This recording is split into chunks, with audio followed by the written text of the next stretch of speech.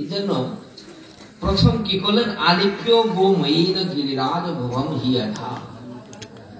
গোবর দিয়ে আমরা প্রত্যেকদিন কি লেপতে পারি? লেপা দিতে পারি না। তখন কি করি আমরা? গোবরটা জলের মধ্যে চুবিয়ে তার গোবরে ছড়া দেয়। মানে হাতে না পারলেও তো গোবরে জলের ছড়াটা করব। আর যেখানে গুমই পড়বে, গোবরের ছড়া পড়বে, ওইখানে কোনো জীবাণু থাকতে পারবে না। এটা পরীক্ষিত সত্য। এই জন্য বেদের মধ্যে গুমইকে পবিত্র বলা হয়েছে। সমস্ত ব্রজবাসীগণ কি করলেন, বৃন্দাবনের সালদেশে ওই গোবর্ধন পর্বতের জন্য পূজার স্থান করলেন। প্রথম গুমই দিয়ে লেপা দিলেন, তারপর সহস্র শিষ্য মন্ত্রেণ আদ্রে স্নানং চকারে গঙ্গা জলেন যমুনাচলনাপি দিদিশঃ। সমস্ত ব্রাহ্মণেরা যমুনার পবিত্র জল, গঙ্গার পবিত্র জল দিয়ে গিরিরাজ গোবর্ধনকে স্নান করালেন। তারপর গন্ধ পুষ্প বস্ত্র দিয়ে পূজা করালেন। সবাই পরিক্রমা করলেন গিরিরাজ গোবর্ধনে, আর প্রণাম করে বলছেন, নমো বৃন্দাবনা অঙ্কায় ত্বভ্যং গলুকমৌলিনে পূর্ণ ব্রহ্মাত পত্রায় নমো গোবর্ধনায় চ। প্রণাম করলেন, তারপর পুষ্পাঞ্জলি দিলেন। এইভাবে করে সবকিছু অনেক কিছু জিনিস নিবেদন করলেন। অন্নকূটের ব্যবস্থা করলেন। অন্নকূট মানে এমন ব্যবস্থা, মনে করুন ভগবানের কাছে একটা ভোগ লাগায় কিভাবে? পাত্রের মধ্যে, একটা থালের মধ্যে অন্ন, তারপর হচ্ছে নৈবেদ্য, ব্যঞ্জন সবকিছু দিয়ে তো ভোগ লাগায়, ঠিক না? কিন্তু অন্নকূট যখন হয় তখন পাত্রের মধ্যে আর জায়গা হয় না। ভগবানের সামনে একেবারে সমস্ত অন্ন ব্যঞ্জনাদি পাহাড়ের মতো করে সাজানো হয়। এটাই হচ্ছে অন্নকূট। এই গোবর্ধন পূজার দিন হয় এটা। তো আজকে সমস্ত ব্রজবাসীরা কি করলেন, গোবর্ধনের সামনে এরকম অন্নকূটের ব্যবস্থা করলেন। ভুজয়িতা দ্বিজবরম সৌগন্ধৈ মিষ্ট ভাজনৈ অন্নিভচ্চ শপাকেভ্যম দগ্ধাতম ভুজনমুত্তমম। স্বয়ং ভগবান কৃষ্ণ তখন গিরিরাজের মূর্তি ধারণ করে ব্রজবাসীদের দেওয়া সমস্ত উপাচার গ্রহণ করলেন। যদি আমরা বিশ্বাস সহকারে ভগবানকে নিবেদন করি, ভগবান গ্রহণ করবেন। গীতায় ভগবান বলছেন অন্নং, ভগবান কি বলছেন, পত্রং পুষ্পম তুয়ং ফলম ইয়ো মে ভক্তা প্রযচ্ছতি। যে ব্যক্তি ভক্তি সহকারে, শ্রদ্ধা সহকারে পত্রং একটি পাতা, তুলসী পত্র, পুষ্প একটি ফুল, একটু জল আমাকে নিবেদন করে, অহং স্নামি, আমি গ্রহণ করি। কিন্তু কি থাকতে হবে? ভক্তি। ভক্তি যদি না থাকে ভগবান একটু গ্রহণ করবেন। আর ভক্তি যদি থাকে আমাদের হাত থেকে ভগবান টেনে নিয়ে যাবেন, আমাদের যদি ভক্তি থাকে। আর ভক্তি না থাকলে আপনি যত কিছুই দেন ভগবান ফিরেও তাকাবেন না। গিরিরাজে নিবেদন করলেন, গিরিরাজ সবকিছু গ্রহণ করলেন। আর ইন্দ্র দেখলেন কি, ব্রজবাসীরা আমার পূজা না করে ওই গোবর্ধনের পূজা করছে। ইন্দ্রের খুব রাগ হয়ে গেল। দেবরাজ ইন্দ্র কি করলেন, বললেন আজকে ব্রজবাসীদের উপযুক্ত শিক্ষা দিতে হবে। ইন্দ্রের বাহন হচ্ছে ঐরাবত, আর তার মূল অস্ত্র হচ্ছে বজ্র আর সমস্ত মেঘ। ইন্দ্র তখন সেই মেঘদের আদেশ করলেন, সম্বর্তক নামে যে মেঘ, যার মাধ্যমে প্রলয়কালীন বৃষ্টি হয়, বর্ষণ বোঝায়, সম্বর্তক, তুমি পৃথিবীতে যাও, সেখানে গিয়ে বৃন্দাবন যে ধাম আছে, মথুরা হতে বৃন্দাবন, সেই বৃন্দাবনের পর এমন বর্ষণ করবে, বৃন্দাবনের নাম যেন পৃথিবীতে না থাকে, সমস্ত বৃন্দাবন জলের মধ্যে চলে যাবে।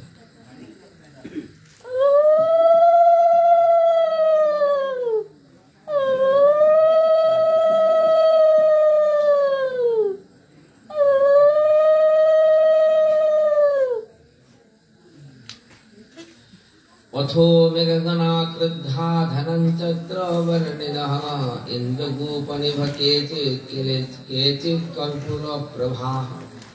তখন এমন বর্ষণ হচ্ছে, বলছেন হস্তিতুল্যাং বারিবিন্দুন বব্রীশে মধুদ্যতা হস্তি সুন্দর সমাভিচ্য ধারাবিচ্চঞ্চলাজে নিপেতু কুটি চন্দ্রাদ্রি কুটতুল্য ভৃশম বাতা বহু প্রচন্দাক্ষ ক্ষয়ন্তম। প্রচুর বর্ষণ শুরু হয়ে গেল, সেই রকম বাতাস, বৃন্দাবনের ঘর বাড়ি একেবারে ভেঙেছিল সব গুড়া গুড়া হয়ে যায় এমন অবস্থা। সবাই বুঝতে পারলেন এটা তো সাধারণ জল বৃষ্টি না, দেবরাজ ইন্দ্রের খুব খুব রাগ হয়ে গেছে। সবাই তখন বললেন রাম রাম মহাবাহ কৃষ্ণ কৃষ্ণ ব্রজেশ্বর পাহি পাহি মহাকষ্টা ইন্দ্র দত্তান নিজ জনান হিত্তা ইন্দ্র জাগন্তদ্বৈকাৎকৃতো গোবর্ধন উৎসব অন্য সত্য প্রকুপিত কর্তৈবং কিং বদাশুনঃ। সবাই বললেন হে বলরাম, হে কৃষ্ণ, আমরা তোমাদের শরণাগত হয়েছি। তোমার কথা শুনে আমরা ইন্দ্রের পূজা বাদ দিয়ে গোবর্ধনের পূজা করলাম আজকে। সেই জন্য ইন্দ্রদেব আমাদের লক্ষ্যভ্রষ্ট হয়েছেন, তোমরা রক্ষা করো। আমাদের কি বিধান করতে হবে বলো। বেকুলং গোকুলং বিক্ষ কপি গোপ শঙ্কুলং শবৎ শোকং গোকুলং চ গোপানাহ নিরাকুলঃ। আজকে ভগবান দেখলেন বৃন্দাবনের মধ্যে খুব করুণ অবস্থা, ব্রজবাসীরা খুব কষ্টের মধ্যে আছে, আর সবৎসা গাভী মায়েরা খুব কষ্টের মধ্যে আছে, গাভীদের যে বাছুর তারাও খুব কষ্টের মধ্যে আছে।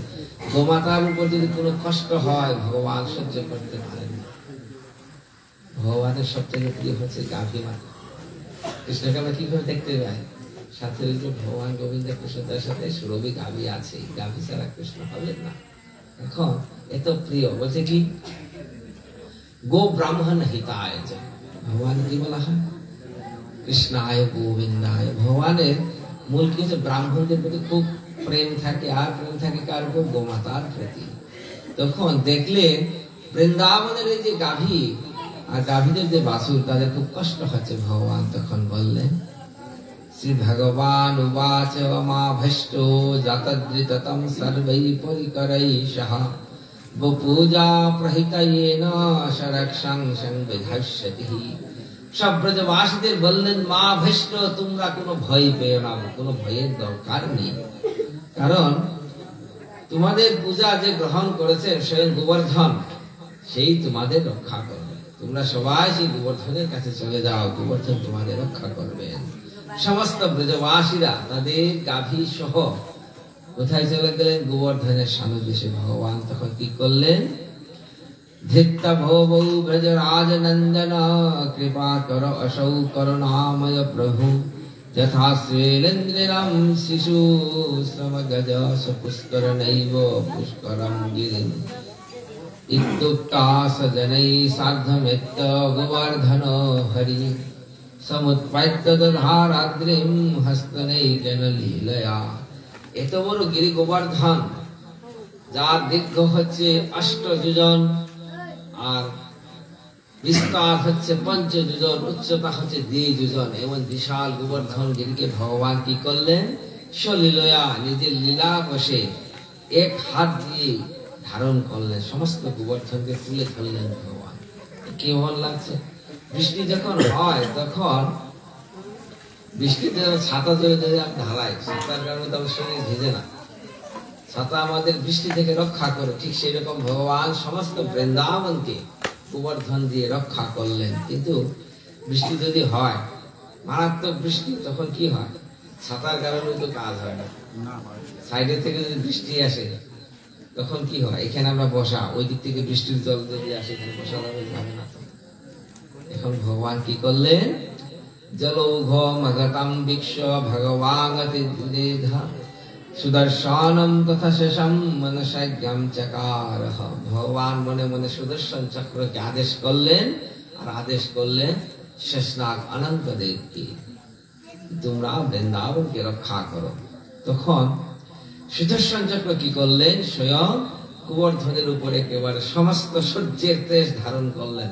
সুদর্শন চক্র আজকে কোথায় আছে? গোবর্ধনের উপরে। তার তেজ কেমন হয়েছে? 1000 সূর্য যদি একসাথে উদিত হয় তখন যে তেজ হবে আজকে সুদর্শন চক্রে সেই রকম তেজ। বৃষ্টির জল যখন সুদর্শন চক্রের উপর পড়ে সাথে সাথে বাষ্প হয়ে যাচ্ছে, এক বিন্দু জলও পড়ে না। আর বাইরের যে জল সেগুলা যদি আসে তাহলে তো বৃন্দাবনের অবস্থা খারাপ হয়ে যাবে। তখন কি করলেন? সেই অধা অস্তম গিরিশেষ কুণ্ডলী মুভুতাস্থিতঃ রুধে তজ্জলং দীর্ঘম যথা বেলা মহূদধিম সমস্ত বৃন্দাবন দিয়ে অনন্তদেব শেষনাগ বিশাল শরীর ধারণ করে বৃন্দাবনকে পেশ দিয়ে রাখলেন। তাতে কি হচ্ছে, এই যে নদীর জল, ধলাইয়ের জল অনেক বেশি, যদি বাঁধ না ভাঙে তাহলে এই সাইডের কোনো সমস্যা নাই, কারণ কি বাঁধের কারণে জল আসতে পারতেছে না। ওই রকম বৃন্দাবনে কি করলেন, অনন্তনাগ বাঁধের সৃষ্টি করলেন চারদিকে, উপরে সুদর্শন চক্র গোবর্ধনের উপরে, আর চারদিকে অনন্তনাগ, যার কারণে এক বিন্দু জল বৃন্দাবনের মধ্যে আসলো না, বৃন্দাবনের ক্ষতি হবে।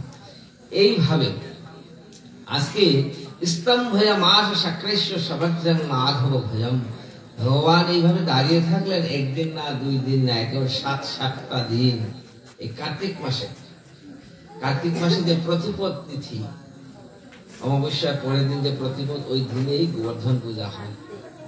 ভগবান এই দিনেই 7 দিন ব্যাপী গোবর্ধন ধারণ করে থাকলেন। আর ইন্দ্র তার সমস্ত শক্তি প্রয়োগ করে যখন কাজ হয়নি, তখন তিনি কি করলেন, এইবার নিজেই আসলেন ওই রাবতের উপর উঠে বজ্র দিয়ে আঘাত করার জন্য। ভগবান কি করলেন, তখন স্তম্ভয়ামাস সাক্রেশ্ব সবজ্রং মাধব ভজম ভয় বিতস্তুত শক্র সম্বর্তকো গণেশঃ। ভগবান কি করলেন, ইন্দ্রের হাতকে একবার স্তম্ভিত করে দিলেন। ইন্দ্র তার হাতকে ধরাতেই পারছে না। ইন্দ্র সবসময় মনে করেছিল সে দেবতাদের অধিপতি। ভগবান কি দেবতাদের মধ্যে পড়েন? ভগবান তো সবার ঊর্ধ্বে। অনন্ত কোটি ব্রহ্মাণ্ডে কত দেবদেবী যে আছে, এই যে আমরা বলি 33 কোটি হিসাবে আরো বেশি হয়। সব দেবদেবীর নাম তো শাস্ত্রের মধ্যে নাই, আছে। এই যে গ্রামে গঞ্জে আমরা যে দেবতা দেখি, এদের নাম কি আছে নাকি? ডি বাবার কোথায় জানেন আছে? এর মধ্যে আছে নাই তো? উনি তো দেবতা, সে 33 কোটির ঊর্ধ্বে তো চলে গেলে। আরো কত আছে না, জঙ্গলের মধ্যে কত আছে না, এদের তো হিসাব দিলে অনেক বেশি হয়ে যায়। এখন ইন্দ্র এদের অধিপতি, কিন্তু ভগবান তো সবার ঊর্ধ্বে। ইন্দ্রের অহংকার ভগবান কি করে চূর্ণ করে দিলেন, তার হাত নাড়তেই পারছেন না। এবার বুঝতে পারলেন আমার তো মারাত্মক ভুল হয়ে গেছে। তখন আজকে ইন্দ্র ভগবানের কাছে শরণাগত হলেন। তারপর সেই ওই রাবটের উপর থেকে নেমে ভগবানের চরণে একেবারে লম্বা হয়ে অষ্টাঙ্গ প্রণাম করে বলছেন, প্রভু আমার ভুল হয়ে গেছে। বলছেন, সম্পূজ্য কৃষ্ণং নৃগ নন্দ শুনুম জ্ঞাতা পরম নমেরোনম সর্বে নন্দ যশোদানি বরোহিণী চ বলচ্চ সন্নন্দা বৃদ্ধা লিঙ্গ কৃষ্ণং প্রাদুর্ধনানি শুভাশিষ সংযুঘ্নানি। সবাই আজকে সেই দেবরাজ ইন্দ্র ভগবানকে প্রণাম করে বলছেন, প্রভু আমি এই ইন্দ্রলোকের সামান্য যে ইন্দ্র, বুঝতে পারলাম এইরকম ইন্দ্র যে কত আছে তা গুণে শেষ করা যাবে। আপনি হচ্ছেন অনন্ত কোটি ব্রহ্মাণ্ডের অধিপতি। জগৎ সংসারে যত ব্রহ্মাণ্ড ভগবান গোবিন্দ কৃষ্ণের কাছ থেকে সৃষ্টি হয়েছেন মহাবিষ্ণু। সেই মহাবিষ্ণুর লোমকূপের মধ্যে এক একটি ব্রহ্মাণ্ডের অবস্থান। চিন্তা করুন, আমাদের শরীরে কত রুম থাকে বলে? 3.5 কোটি রুম জীবের শরীরে। দেখতে পাই আমরা বুঝতে পারি না তো, এরকম 3.5 কোটি। তো 3.5 কোটি মহাবিষ্ণুর শরীর তো অনেক বড়। তার প্রত্যেক রোমকূপের মধ্যে অনন্ত কোটি ব্রহ্মাণ্ডের অবস্থান। প্রত্যেক ব্রহ্মাণ্ডের মধ্যে এক একজন ব্রহ্মা আছে। এত কিছু ব্রহ্মাণ্ড দিয়ে মহাবিষ্ণু আবার থাকেন, তার শরীরের মধ্যে অনন্ত কোটি ব্রহ্মাণ্ডের অবস্থান। আর সেই মহাবিষ্ণুর সৃষ্টি ভগবানের চরণ থেকে। ঈশ্বর পরম কৃষ্ণ সচ্চিদানন্দ বিগ্রহ অনাদিরাদি গোবিন্দ সর্বকারণ কারণ। এইভাবে দেবরাজ ইন্দ্র অনেক স্তুতি করলেন, বলছেন, প্রভু আমার অপরাধ হয়ে গেছে। এবার ইন্দ্র সেই স্বর্গের মন্দাকিনী জল নিয়ে আসলেন, ওই রাবটের মাধ্যমে নিয়ে ভগবানকে অভিষেক করালেন। অভিষেক করানোর পর ভগবানের শ্রীঅঙ্গ থেকে সেই যে অভিষেকের জল চরণামৃত গড়িয়ে যেখানে পড়লো বৃন্দাবন, সেখানে কুণ্ড সৃষ্টি হয়ে গেল। সেই কুণ্ডের নাম হচ্ছে গোবিন্দ কুণ্ড। ইন্দ্রের পরে দেবমাতা গোমাতা সুরভি আসলেন। এই যে আমাদের গাভীরা সমস্ত গাভী হচ্ছে সুরভির সন্তান। তখন সুরভি মাতা বলছেন, প্রভু তুমি আমার সন্তান দিলে বৃন্দাবনে এত গোবৎস, এত বাছুর, এত গাভী, এত বৃষ, তাদের তুমি রক্ষা করলে প্রভু। আমার সন্তানকে তুমি রক্ষা করেছো, এই জন্য আমি তোমার কাছে চিরকৃতজ্ঞ থাকি প্রভু। ভগবানকে তখন তিনি অভিষেক করলেন আর ভগবানের নাম দিলেন গোবিন্দ। সমস্ত গো বিপ্রেত প্রতি যার আনন্দ তিনি হচ্ছেন গোবিন্দ। ভগবানের চরণে শরণাগত হয়ে গেলেন। বৃন্দাবন তখন আরো অপ্রাকৃত হয়ে গেল। এই যে ব্রজভূমি বৃন্দাবন, এটা হচ্ছে ভগবানের চিন্ময় ধাম। বৃন্দাবন এমন অপ্রাকৃত ধাম, বৃন্দাবনে আমরা যদি যাই আমাদের চোখে বৃন্দাবন ভাসবে না। বৃন্দাবন তখন মনে হবে শহরের মতো। কিন্তু গুরুর যখন কৃপা হয়, সদ্গুরুর কৃপা যদি হয়, বৃন্দাবন তখন চিন্ময় ভূমি হয়ে দর্শন দিবেন। এই যে অপ্রাকৃত চিন্ময় ভূমি বৃন্দাবন, সেখানে ভগবান অপ্রাকৃত লীলা করেছেন এবং করছেন এখনো। অদ্যাপি নিত্য লীলা করে গৌর রায়, কোন ভাগ্যবান দেখিবারে পায়। ভগবান লীলা তো আগে করেছেন, এখনো ভগবান লীলা করেন, সব সময় লীলা করেন। কোন ভাগ্যবান দেখিবারে পায়। যাদের ভাগ্য আছে, ভগবানের কৃপা আছে, তারা দর্শন করতে পায়। আর যাদের কৃপা নেই, আমরা যারা সাধারণ মানুষ, আমরা বৃন্দাবনে যদি যাই তাহলে কি দেখবো? সাধারণ মানুষকেই দেখতে পাবো এখানে। তারপরে বৃন্দাবন চিন্ময় ভূমি, যেখানে ভগবানের ব্রজসখীদের, শ্রীমতী রাধা রানী, ললিতা, বিশাখা আদি অষ্টসখী, শ্রীরাম, সুগম আদি ভগবানের সখা বৃন্দে সেই পদধূলি সব সময় পরে আছে। সে বৃন্দাবন চিন্ময় ভূমি। গিরিরাজ গোবর্ধন, ওই দিন থেকে গিরিরাজ গোবর্ধনের পূজা শুরু হয়ে গেল। বছরে একদিন অন্তত পূজা করতে হয় গিরিরাজ গোবর্ধনের। এই কার্তিক মাসে ভগবানের পূজা চালু করেছিলেন।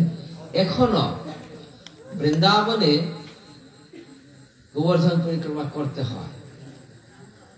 গোবর্ধন পরিক্রমা সম্পূর্ণ করতে সারা দিন সময় লাগবে, একটা দিন। আগে তো মানুষ পদব্রজে পরিক্রমা করত, এখন আবার গাড়িতে করে পরিক্রমা করার ব্যবস্থা আছে। যারা পারে না তারা গাড়িতে করে পরিক্রমা করে। পায়ে হেঁটে পরিক্রমা করলে সারা দিন সময় লাগবে, একটা দিন, সূর্য উদয় থেকে সূর্যাস্ত পর্যন্ত। এই বৃন্দাবন চিন্ময় ভূমি ভগবানের। ভগবান বলছেন বৃন্দাবনম পরিত্যাজ্য পাদমেকম ন গচ্ছামি। ভগবান বলছেন বৃন্দাবন আমার এত প্রিয়, বৃন্দাবনকে ছেড়ে আমি এক পাও নড়ি না। এই জন্য কোন ভাগ্যবান দেখিবারে পায়। এখনো যারা ভাগ্যবান তারা দেখতে পায়। একবার কি হয়েছে, এটি যে গল্প বলছি সেটা হচ্ছে আজকে থেকে 30-40 বছর আগের ঘটনা, বেশি দূর আগে না। একজন বড় শেখ ছিলেন, শ্রেষ্ঠী, অনেক ব্যবসায়ী, বড় ব্যবসায়ী, বিজনেসম্যান। তো ভারতে কি করে, তারা বছরে একবার পরিক্রমায় বের হয় সারা ফ্যামিলি জুড়ে। আমাদের তো এখানে ভেজাল, পাসপোর্ট ভিসা এই সেই, কয়জনের ভিসা করবেন, কয়জনের পাসপোর্ট করবেন, যাওয়া ঝামেলা। কিন্তু ভারতে তো এরকম না, চাইলেই এরা পরিক্রমা করতে পারে। পূজার ছুটি বা এরকম 10 দিন 12 দিন সব ফ্যামিলি করে বেরিয়ে পড়লো। এইরকম একজন খুব ধনী ব্যক্তি তার পরিবার নিয়ে বৃন্দাবন পরিক্রমায় বেরিয়েছেন। সারা তীর্থ পরিক্রমা করে বৃন্দাবন আসলেন। পরিক্রমা শেষ, কালকে তারা যাবেন। সবাই ব্যাগ ট্যাগ গুছাচ্ছে, কালকে যাবে। ছোট যে ছেলে, সে কিন্তু যাবে না, তার ব্যাগ গুছানোর কোনো কিছুই দেখা যাচ্ছে না। তো মা বলছেন কালকে তো সবাই আমরা এখান থেকে চলে যাবো, তুমি একটু গুছগাছ করো না কেন? ছেলে বলছে মা আমি তো যাবো না। কি কথা, ওই দিন থাকবে বৃন্দাবনে, আমরা যাই, তুমি পরে আসো। আমি আর আসবো না, বৃন্দাবন পরিক্রমা করে তো বিপদ হয়ে গেল, ঠিক না? ছেলেকে রেখে কেউ যেতে চায়, বাড়িতে ফিরতে চায় না। কিন্তু সবাই চেষ্টা করছেন। মা অনেক কান্নাকাটি করলেন, ছেলের মন তো বলে না, বলছে মা তুমি যাও, আমি বৃন্দাবন এই জিনিসটা, এই জায়গাটা আমার এত ভালো লাগলো, আমি এখানে থাকবো। এখন বাবা অনেক চেষ্টা করলেন, শেষে বলছে তুই যদি না যাস সম্পত্তি থেকে বঞ্চিত করবো। ছেলে বলছে সম্পত্তি নিয়ে আমি কি করবো বাবা, আমার লাগবে না। অনেক কিছু করে কান্নাকাটি করে চলে গেলেন। খুব বড় লোকের ছেলে। এখন বৃন্দাবনে এমন ভাবে থাকতেন ওই বাবাজি, মানে কারো হাতে কিছুই গ্রহণ করতেন না। কেউ যদি উপযাচক হয়ে নিজে থেকে কোনো কিছু দান করতেন তাহলে গ্রহণ করেন, না হলে না খেয়েই থাকেন, এরকম অবস্থা। একবার বৃন্দাবনে থাকতে থাকতে তিনি কি করতেন, প্রত্যেক দিন কেশিঘাট হচ্ছে যমুনার একটা ঘাট, ওই বালুচরের নদীর যেমন ধলাইয়ের মতো নদী তো যমুনা, ওইখানে বালু কি আছে, কেশিঘাটের তীরে ওইখানে তিনি ফুল দিয়ে নিজে নিজেই ভগবানের সেবা করে মনে করতেন এটা আমার ভগবানের বিগ্রহ। বালুর উপর ভগবান সেবা গ্রহণ করতেন। গীতায় ভগবান কি বলছেন, পত্রাং পুষ্পম তুয়ং ফলম ইয়ো মে ভক্তা প্রদর্শতি। ভক্তি সহকারে যদি ফল জল তুলসী তুমি যাই দেবে, অহং স্নামি, আমি গ্রহণ করি। তো ওই বালক, ওই যে শিশু বা বড় হয়ে গেছে, তার ভক্তি থেকে চূড়ান্ত অবস্থা, বৃন্দাবনে যে থেকে গেল, তার ভক্তি তার বলা লাগে না কোন পর্যায়ের ভক্তি। ভগবান প্রত্যেক দিন তার ওই উপাচার গ্রহণ করতেন। আজকে একই স্থানে পূজা করতেন বালুর উপর, প্রত্যেক দিনের মতো আজকে বৃন্দাবনের ওই জায়গাটা থেকে পরিষ্কার করছে প্রত্যেক দিন। যেভাবে আজকে হাতের মধ্যে কোনো কিছুটা লাগলো পাথরের মতো বালুর মধ্যে, স্বাভাবিকভাবে প্রত্যেক দিনে পরিষ্কার আজকে হাতের মধ্যে লাগে।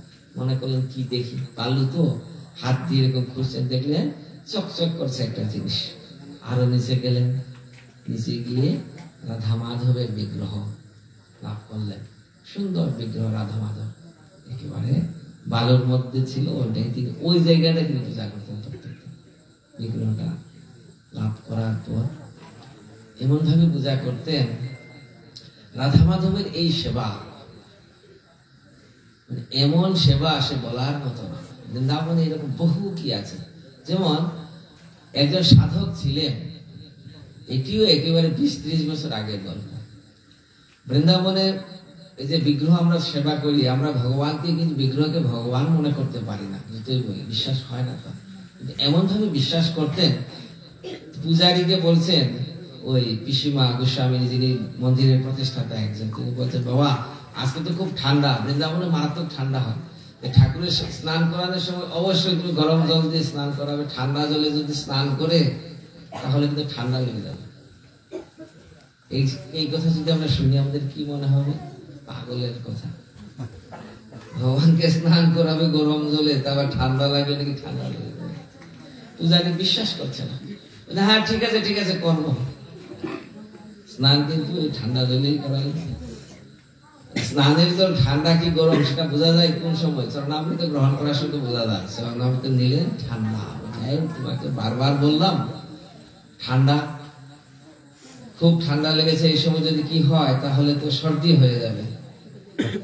পূজারী মনে মনে হাসে, পাগল রে, বিগ্রহের নাকি আবার ভগবানের আবার সর্দি হয়।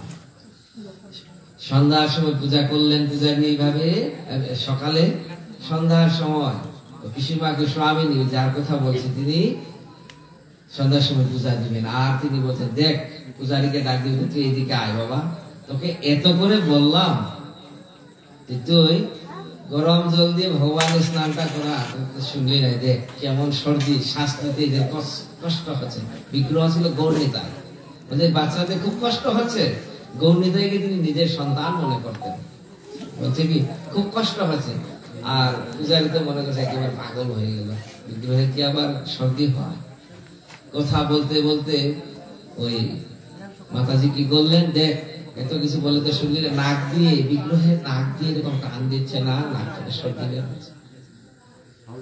চিন্তা করে তখন সেই পূজারী বুঝতে পারলো এইরকম বৃন্দাবনে বহু লীলা এখনো কোন কোন ভাগ্যবান দেখিবারে পায়। যদি আমাদের চোখ থাকে তাহলে দেখতে পাবো। এই যে ভগবানের শ্রী বিগ্রহ আছে, মুকুন্দ লিঙ্গালয়ে দর্শনের দৃশ্য, বিগ্রহকে যদি আমরা শ্রদ্ধা সহকারে বিশ্বাস করতে পারি, ভগবান এইখানে প্রকটিত হবে। আর বিশ্বাস যদি না থাকে, কাশী গিয়েও লাভ হবে না, বৃন্দাবন গিয়েও লাভ হবে না। সবার মূলে হচ্ছে বিশ্বাস। বিশ্বাস শব্দে, শ্রদ্ধা শব্দে বিশ্বাস করে স্তুতিগণের জয়, কৃষ্ণ ভক্তি কইলে সর্বকর্ম কৃত হয়। এই হচ্ছে বৃন্দাবন ধাম, এই যে চিন্ময় ধাম। পরীক্ষিত মহারাজ এইভাবে করে ভাগবতম শ্রবণ করলেন একাধারে 7 দিন। 7 দিন শ্রবণ করার পর আজকে সুখদেব গোস্বামী বলছেন, মহারাজ পরীক্ষিত দেখো কলিযুগের কথা আমি কি বলবো। পরীক্ষিত মহারাজ কথা শ্রবণ করছেন কোন যুগে, সেটা কলিযুগে তো, এই কলিযুগের একেবারে প্রথম দিকে বলছেন কি কলিযুগের কথা আমি কি বলবো সেটা বিষয় বলছেন। দেখো, কলৌ দূষণে রাজন अस्ति এক মহান গুণ কীর্তনাদেব কৃষ্ণস্য মুক্ত সঙ্গ পরং ব্রজে। বলছেন কলৌ দূষণে রাজন अस्ति এক মহান গুণ।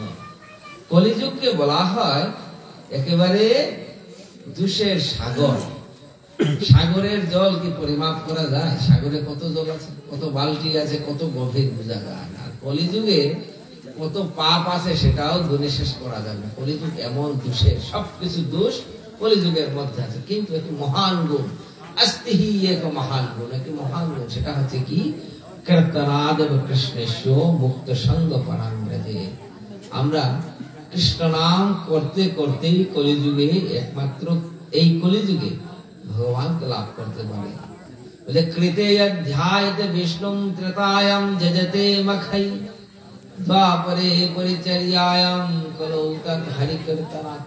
কৃতে অধ্যায়তে বিষ্ণু, সত্যযুগের ধর্ম ছিল ধ্যান করা।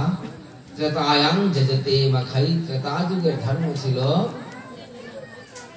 যজ্ঞ করা। দ্বাপরে পরিচর্যায়াম, দ্বাপর যুগে ছিল অর্চন। আর কলৌ তৎ হরি কীর্তনাৎ, কলিযুগের ধর্ম হচ্ছে হরিনাম সংকীর্তন। হরিনাম ব্যতীত কোন কিছুরই প্রায়োরিটি কলিযুগে থাকবে না। এই জন্য গৌরাঙ্গ মহাপ্রভু কৃপা করে, কলিযুগকে কৃপা করে হরিনাম দিয়ে গেলেন। হরিনাম যদি আমরা গ্রহণ না করি আমাদের জীবন সম্পূর্ণ বৃথা হয়ে যাবে। হরিনাম নাম এমন বস্তু, মহাপ্রভু বলছেন এনেছি ঔষধি মায়া নাশিবার লাগি, হরিনাম মহামন্ত্র লাগি। এই যে হরিনাম মহামন্ত্র আল্লাহ তোমরা গ্রহণ করো, গ্রহণ যদি না করো তাহলে তোমাদের জীবনটা বৃথা হয়ে যাবে। মহাপ্রভু এত কৃপা করলেন, গোলক বৃন্দাবনে সে যে অপ্রাকৃত প্রেম ধন জগতে জীবের জন্য উন্মুক্ত করে দিলেন। নিত্যানন্দ প্রভুকে বলছেন শুনো শুনো নিত্যানন্দ, শুনো হরিদাস, সর্বত্র আমার আজ্ঞা করো প্রকাশ। সব জায়গায় তোমরা আমার আজ্ঞা প্রকাশ করো। আজ্ঞাটা কি বলছেন? প্রতি ঘরে ঘরে গিয়া করো এই ভিক্ষা। মহাপ্রভু বলছেন নিত্যানন্দ প্রভুকে আর হরিদাস ঠাকুর কি বলছে? প্রতি ঘরে ঘরে গিয়া করো এই ভিক্ষা। বাড়িতে বাড়িতে গিয়ে তোমরা এই ভিক্ষা চাও। ভিক্ষাটা কি? বলো কৃষ্ণ, ভজ কৃষ্ণ, করো কৃষ্ণ শিক্ষা। তোমরা কৃষ্ণ শিক্ষা করো। যদি করি এই ধন্য কলিযুগে তাহলে আমাদের জীবন সার্থক হয়ে যাবে। আর যদি না করি তাহলে কি হবে? আমাদের জীবনটা বৃথা হয়ে যাবে। মহারাজ পরীক্ষিত শ্রবণ করছেন 7 দিন ব্যাপী। শ্রবণ করতে করতে করতে করতে একেবারে ভাগবতের শেষ দিকে আসলেন। ভগবানের সমস্ত লীলা বর্ণনা করলেন। সুখদেব গোস্বামী শ্রবণ করালেন ভাগবতের অমৃত কথা। শেষে বলছেন কি,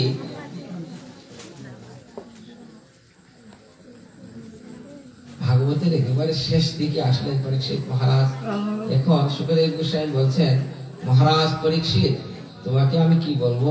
দেখো, ভবে ভবে যথা ভক্তি পাদয়োস্তব রাজয়তে তথা কুরুষ্ব দেবেশ নাথস্তং যতো প্রভু নমস্তস্मै ভগবতে বাসুদেবায় সাক্ষিণে গেইদম কৃপয়া কস্मै বিতশক্ষো মুলোক্ষমহে যোগেন্দ্রায় নমস্তস্मै সুকায় ব্রহ্মরূপিণে संसार सर्पदंष्टं यो विष्णुरागममोचत् निम्नगानं यथा गंगा देवानामच्युतो यथा वैष्णवानां यथा शम्भो पुराणानां इदं तथा सर्ववेदान्तसारं हि श्रीमद्भागवतमीश्वते तत्र समृततृप्तिश्च नैनत्र सद्रति कचित् निम्नगानं यथा गंगा देवानामच्युतो यथा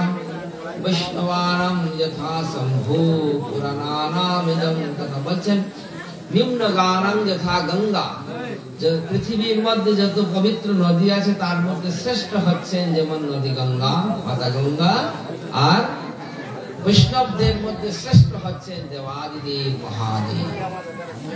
ঠিক সেই রকম সমস্ত পুরাণের মধ্যে শ্রেষ্ঠ হচ্ছে এই শ্রীমদ্ ভাগবতম।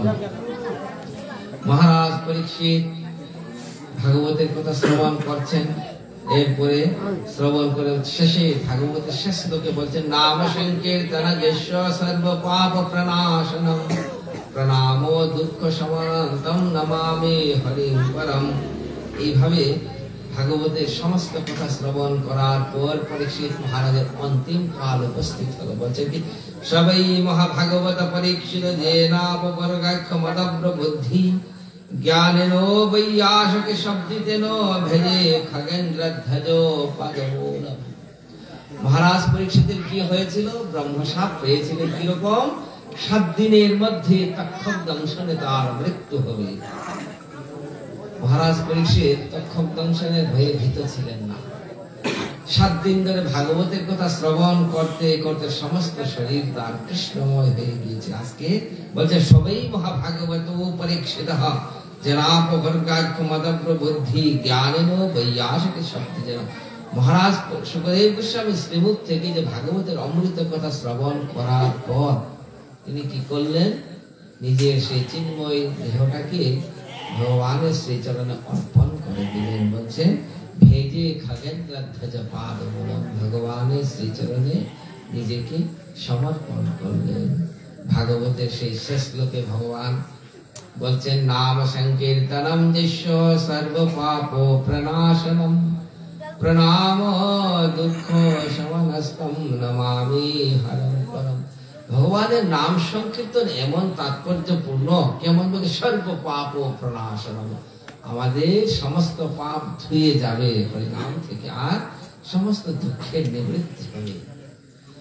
যত অর্চন করব, পূজা করব, সবকিছু করব, এর মধ্যে যদি ভুল ভ্রান্তি হয় তাহলে সবকিছু বৃথা হয়ে যাবে। যজ্ঞ করলেন, যজ্ঞের মধ্যে আহুতি দিলাম যে বস্তু হবি ঘি এগুলো যদি পবিত্র না হয়, যাজ্ঞিক যে ব্রাহ্মণ তিনি যদি শুদ্ধ না হন, যজ্ঞের মন্ত্র উচ্চারণ যদি যথাযথ না হয়, সমস্ত কর্ম বৃথা। এই ক্ষেত্রে যদি আমরা হরিনাম করি তার সাথে সাথে তাহলে সবকিছু সুশৃঙ্খল ভাবে সম্পন্ন হয়। যে সুখদেব গোস্বামী বলছেন নাম সংকীর্তনম যস্য সর্ব পাপ প্রণাশনম ইতি শ্রীমদ্ ভাগবত মহাপুরাণে বৈয়াসিকাম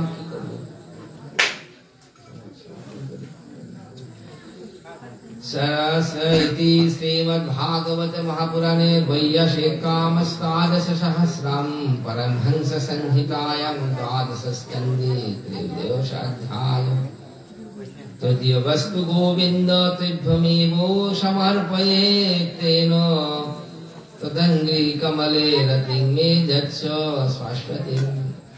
भगवाনের চরণে যেন আমাদের মতি হয়, কৃষ্ণে মতি রহু।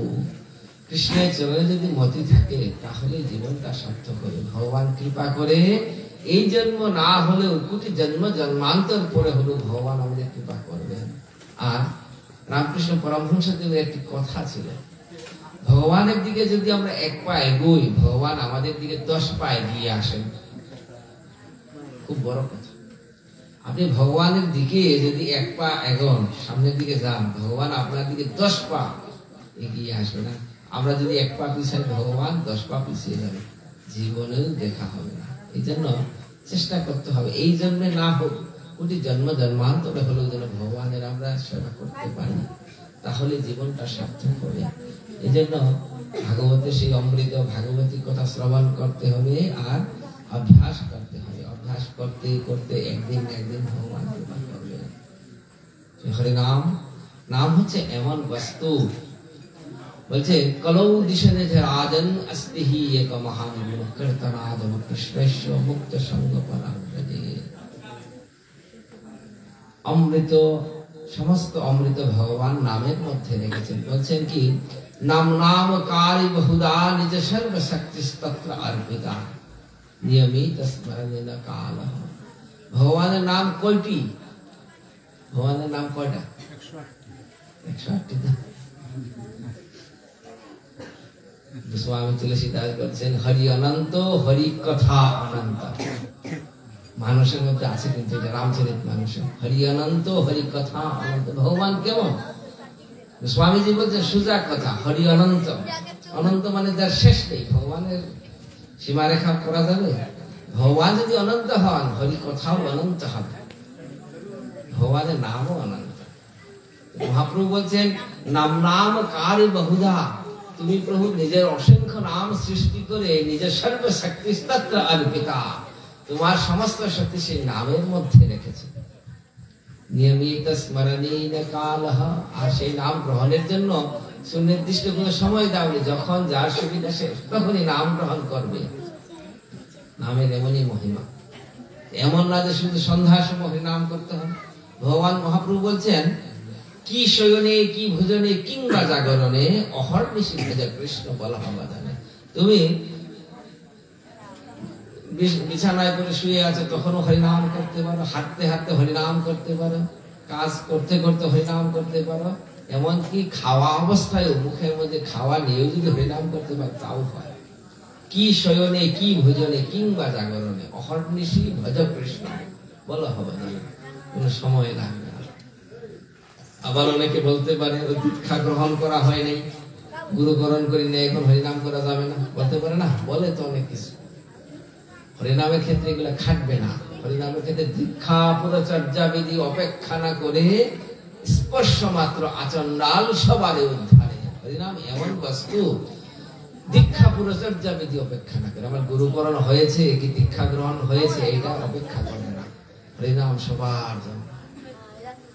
বেদের মন্ত্র আমরা সবাই উচ্চারণ করতে পারি না, নিষেধ আছে, কিন্তু মহাপ্রভু তখন কি করলেন, বেদের মন্ত্র এই কলিসন্তরণ উপনিষদ সেই বেদের মধ্যে এই হরিনাম রাখা আছে। কিরকম জানেন, ওইখানে আছে কিন্তু হরে রাম রাম রাম হরে হরে, হরে কৃষ্ণ কৃষ্ণ কৃষ্ণ হরে হরে। আগে হরে রাম, তারপর হরে কৃষ্ণ। মহাপ্রভু চিন্তা করলেন, আচ্ছা বেদের মন্ত্র তো সবাই উচ্চারণের যোগ্যতা রাখে না, কিন্তু এই কলিসন্তরণের এই মহামন্ত্র তো কলিযুগের মূল উপায়, সবাই যদি উচ্চারণ করতে না পারে ওই মন্ত্র দিয়ে আমি কি করব? মহাপ্রভু কি করলেন, সিরিয়াল ব্রেক করে দিলেন, বেদের মন্ত্রটাকে উল্টে দিলেন। আগে ছিল হরে রাম, ওইটা নিয়ে আসলেন, পরে হরে কৃষ্ণ দিলেন আগে। বেদের মন্ত্র যখন বিপর্যয় হয়ে গেল তখন মহাপ্রভু বললেন এখন কিন্তু সবার জন্য উন্মুক্ত। এই হরিনাম সবার জন্য সুলভ করে দিলেন মহাপ্রভু। এই জন্য এই যে মহাপ্রভুর ব্যতীত হবে এবং নাম কীর্তন করবেন, মহাপ্রভু পঞ্চদত্ত ছাড়া হয়? মহাপ্রভু যদি না আসতেন তাহলে আমরা হরিনাম লাভ করতাম না। হরিনাম না থাকলে কলিযুগের যে কি দুর্গতি চিন্তা করি। অনর্পিত চরেং চিরাত করুণাবতীর্ণ করো সমর্পয়ত উন্নত মজ্জলর সাংস ভক্তি শ্রিয়াম হরিপুরত সুন্দর দুতি কদম্ব সন্দীপিত সদারি হৃদয় কন্দরে স্ফুরতু বসতি নন্দন। একটু কীর্তন করি, খুব ধরেন। হরে কৃষ্ণ।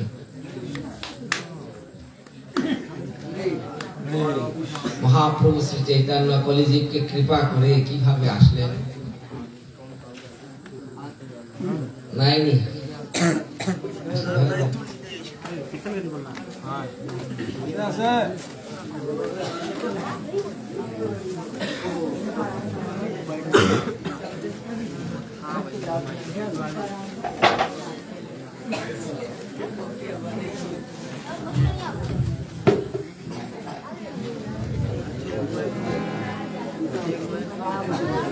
जय जय श्री राधे श्याम।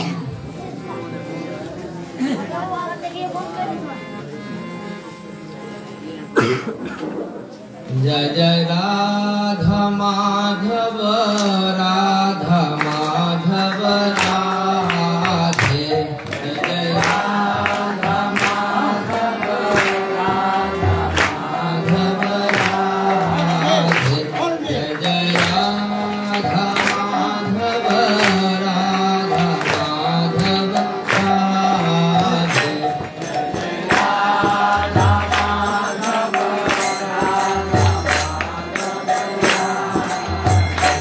जय जय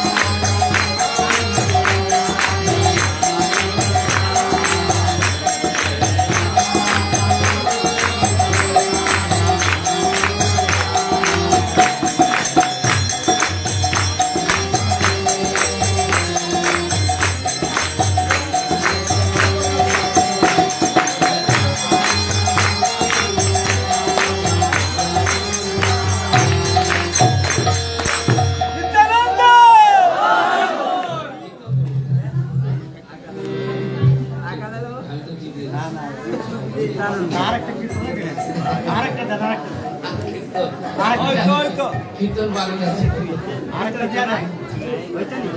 শ্রী কৃষ্ণ চৈতন্য প্রভু, শ্রী কৃষ্ণ চৈতন্য প্রভু, দয়া করো মোরে।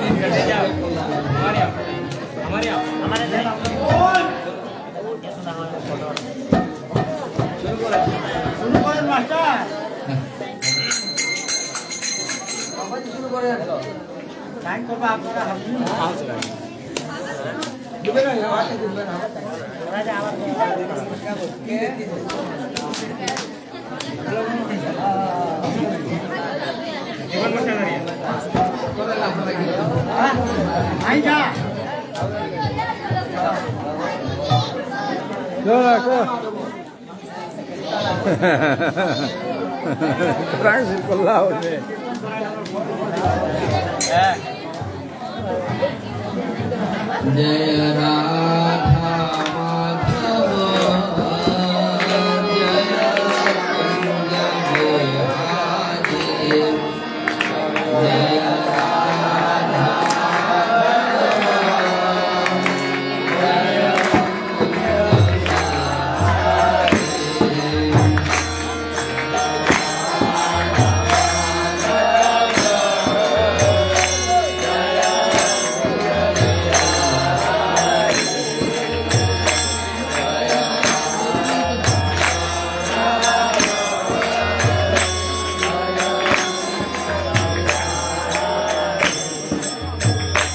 जय कुंज बिहारी जय राधा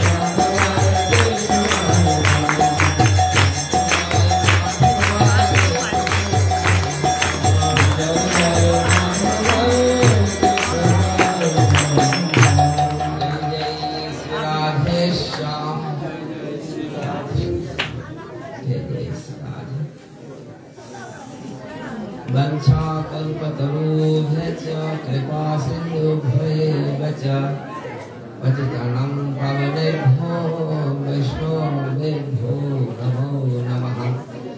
तुलसीकाननं यत्र यत्र पद्मनाभि च पुराणपठनं यत्र तत्र सन्निहितो हरिः नाहं तिष्ठामि वैकुंठे योगिनां हृदयेन च मद्भक्तो यत्र गायन्ति तत्र तिष्ठामि नारदः। देवर्षि नारद भगवान के प्रश्न करलेन, प्रभु তুমি কোথায় থাকো? একেবারে ফিক্সড নির্দিষ্ট একটা ঠিকানা দাও। তখন ভগবান বললেন, নাহং তিষ্ঠামি বৈকুণ্ঠে যোগিনাং হৃদয়েন চ। নারদ, আমি বৈকুণ্ঠে থাকি, কিন্তু সব সময় বৈকুণ্ঠে আমাকে পাওয়া যাবে না। মানে বৈকুণ্ঠে আমি ফিক্সড না, এখানে নির্দিষ্টভাবে থাকি। আর যোগিনাং হৃদয়েন চ, যারা যোগ করে সেই যোগীদের হৃদয়েও মাঝে মাঝে থাকে, সব সময়। কিন্তু মদ্ভক্তো যত্র গায়ন্তি, যেখানে আমার ভক্তরা আমার নাম কীর্তন করে, গুণ কীর্তন করে, আমি তত্র তিষ্ঠামি নারদা। সেটা যদি শাস্ত্র সিদ্ধান্ত হয়, হরি কীর্তনে আমাদের ভগবান আছেন না? আছেন। ভগবান যদি থাকেন, আমাদের কি করতে হবে?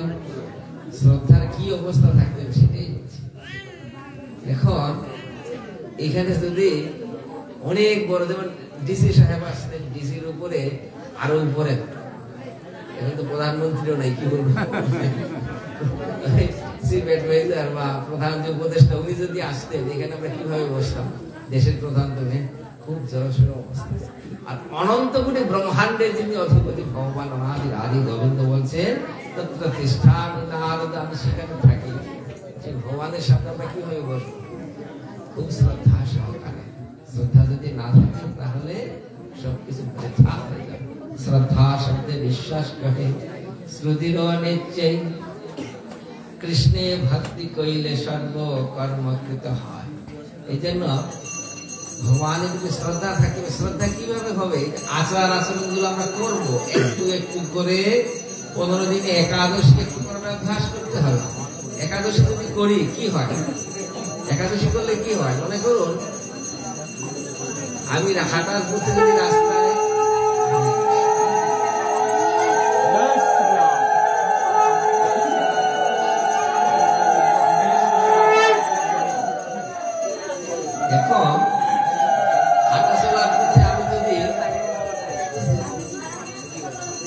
অন্যের কোন জিনিস দেখি, মনে করুন আমার অভ্যাস এরকম, কারণ যে কোনো জিনিসে ভালো লাগলে আমি এটা নিয়ে যাই, এরকম অভ্যাস আমাদের অনেকের আছে না? আমি যদি একাদশী করি, ওই জিনিসটা আমি হাত দিয়ে ধরলাম, কিন্তু যখনই মনে করবে আজ থেকে তো একাদশী, আজকে তো আমি একাদশী আছি, কি করবো? সাথে হাত দিয়ে ধরলেও আবার রাখতে হবে, কারণ একাদশীর দিন আমি একাদশী। তাহলে 15 দিনে একদিন আমি নিজেকে ঠিক করলাম, মাসে 2 দিন, বছরে 24 দিন। যদি একাদশী না করতাম, ওই 30টা দিনেই সমানভাবে চলত। নিজেকে সংশোধন করার জন্য হলেও 15 দিনে একবার একাদশী করা উচিত। 15 দিনে একদিন একাদশী মানে কি? ভগবানের কাছে আমরা একদিন অন্তত হাজিরা দিচ্ছি। না দিন এইভাবে জীবন বৃথা হয়ে যাবে। অভ্যাস করবেন, এভাবে অভ্যাস করতে করতে করতে করতে ভগবান একদিন না একদিন আমাদের কৃপা করবেন। এই যে কার্তিক মাস, কার্তিক মাস, কার্তিক মাস শেষ হয়ে গেল, আজকে একদিন, কালকে কি হবে? থাকলোই একদিন মাত্র। কালকে প্রাতঃ স্নান করবো, রাশি যাবো, তারপরে রাত হয়ে যাবে, রাত নিদ্রা ভঙ্গ হয়ে যাবে, তারপর আমাদের কার্তিক মাসটা শেষ হয়ে গেল। কার্তিক মাস আসতে আরো 1 বছর। 1 বছরে আমরা কি সবাই থাকতে পারবো? থাকলেও তো সময় শুধু মানে কম থাকতে পারি। একটা দিন আছে, অন্তত এই দিনটা আমরা ভগবানের সেবায় লাগাই, বেশি করে হরিনাম করবো, নিজেকে শুদ্ধ করার চেষ্টা করবো, তাহলেই জীবনটা সার্থক হয়ে যাবে।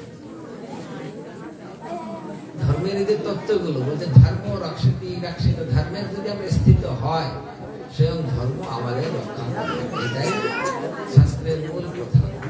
শাস্ত্রকে হৃদয়ঙ্গম করতে না পারলে আমাদের জীবনটাই বৃথা হয়ে যাবে। পৃথিবীতে আমরা আসলাম, আবার চলে যাব, কিন্তু আবার যে ফিরে আসবে তখন কিভাবে আসবে সেটা কিন্তু আমরা জানতে পারবো না। এই জন্য শাস্ত্র বলছেন, পুনরপি জননম পুনরপি মরণম পুনরপি জননী যথাদেশে। আমাদের আবার ফিরে আসতে হবে, কিন্তু কিভাবে আসবে সেটা আমরা জানি না। পরবর্তী দেহটা আমাদের কিরকম হবে এটা কিন্তু আমরা নিজেরাই নির্ধারণ করব।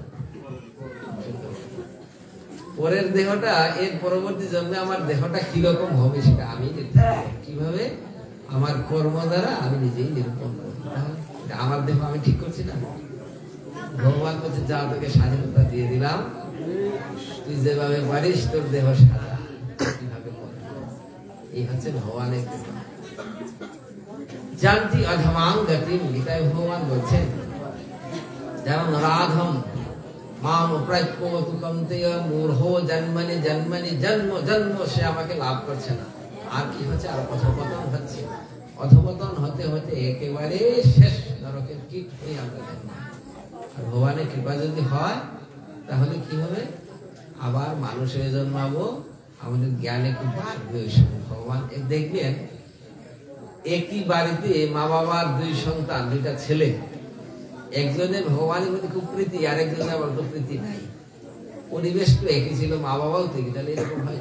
কারণ পূর্বজন্মে তার সুকৃতি আছে, আরেকজনের সুকৃতি কম। যার সুকৃতি আছে তার আকর্ষণ আছে।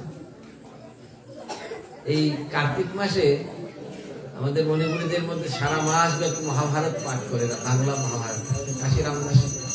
কাশিরাম দাস মহাভারতের শেষের দিকে একটা কথা বলছেন, মহাভারতের কথা অমৃত সমান, কাশিরাম দাস পুণ্যবানরা মহাভারত শুনতে পারে,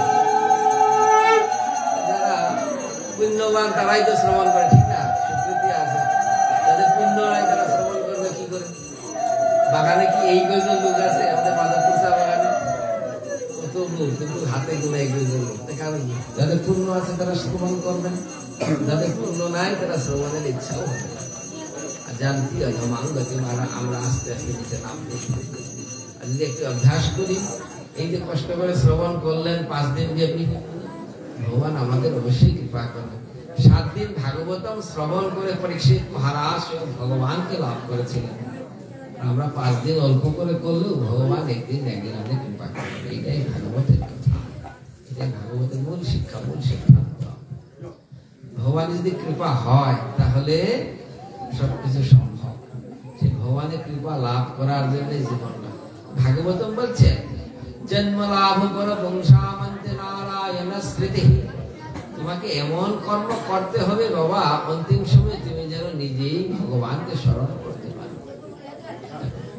আমরা এমন কর্ম করব, অন্তিম সময় আমরা নিজেই ভগবানকে স্মরণ করতে পারবো। যাদের সুকৃতি কম, মৃত্যুর সময় আসে, তখন আমরা তাদের সামনে কি করি, গীতা পাঠ করি, বিভিন্ন শাস্ত্র শোনায়, কান দিকে ঢুকে তাও ধরতে দিতে পারে, আবার শুনতেও পারে, কি করছে সেটা তারা বুঝতে পারে না। এখন যদি সুস্থ অবস্থায় সে আচরণ না করে, মনে করি একটা লোক মারা যাবে, তাকে খুব কষ্ট করা হচ্ছে, সে কথা বলতে পারছে কিন্তু, তাকে বলা হচ্ছে গীতা দিয়ে ভালো হাতে, বলো এটা কি, বই, বই না, বলো গীতা। মুখ দিয়ে গীতা শব্দ আনানো করে না একবার। কৃষ্ণ তো অনেক করে কথা বলতে পারছে, কিন্তু গীতা, বলো গীতা, গীতা শব্দ সে মুখ দিয়ে উচ্চারণ করতেই পারছে। রত্ন আকর্দস্যুর মতো হয়ে গেছে, এত পাপ, মুখ দিয়ে রাম নাম উচ্চারণ করতে পারছে না, রাম শব্দটাই উচ্চারণ করতে পারছে। বলছে একবার রাম নামে যত পাপ করে, মনুষ্যের সাধ্য নাই তত পাপ করে।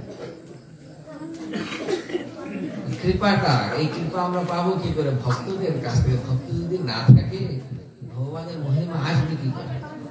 এই জন্য এই স্বামী তুলসীদাস বলছেন যে কৃপা সিন্ধু গণা সজ্জন ধীরা চন্দন তরু হরি সন্ত সমীরা। ভগবান কিরকম? চন্দন বৃক্ষের মতো।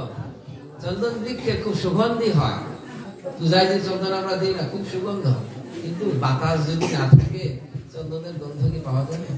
চন্দন গাছ ওই মনে করেন 1 কিলো দূরে, কিন্তু বাতাসের কারণে 1 কিলো, 2 কিলো, 5 কিলো দূরে থেকেও চন্দনের সুগন্ধ পাওয়া যায়, বাতাস নিয়ে আসে। বলছে কৃপা সিন্ধু গণা সজ্জন ধীরা চন্দন তরু হরি সন্ত সমীরা। ভগবান চন্দন তরুর মতো, আর ভক্তরা হচ্ছেন তার সুগন্ধি নিয়ে যায়। বাতাস যেভাবে সুগন্ধ বয়ে নিয়ে আসে, ভগবানের ভক্তরা বাড়িতে বাড়িতে এইভাবে ভগবানের সেই নামকে বিতরণ করছে। মহাপ্রভু সেটাই নির্দেশ করছেন, শুনো শুনো নিত্যানন্দ, শুনো হরিদাস, সর্বত্র আমার আজ্ঞা করো প্রকাশ। নিত্যানন্দ প্রভু প্রচার করলেন সমস্ত পৃথিবীর ব্যাপী, হরিদাস ঠাকুর প্রচার করছেন, কেমন প্রচার করছে চিন্তা করুন।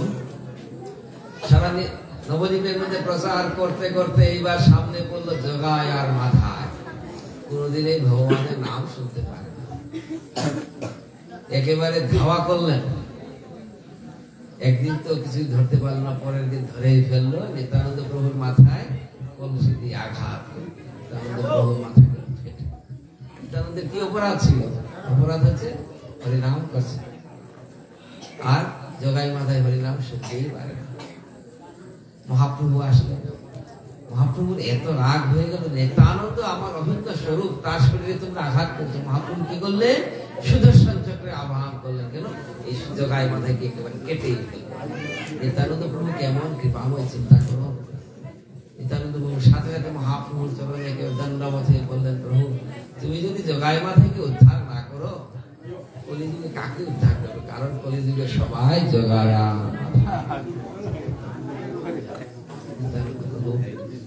এমন করুণাময়, মাথা দিয়ে রক্ত পড়ছে। আমরা হলে কি করতাম?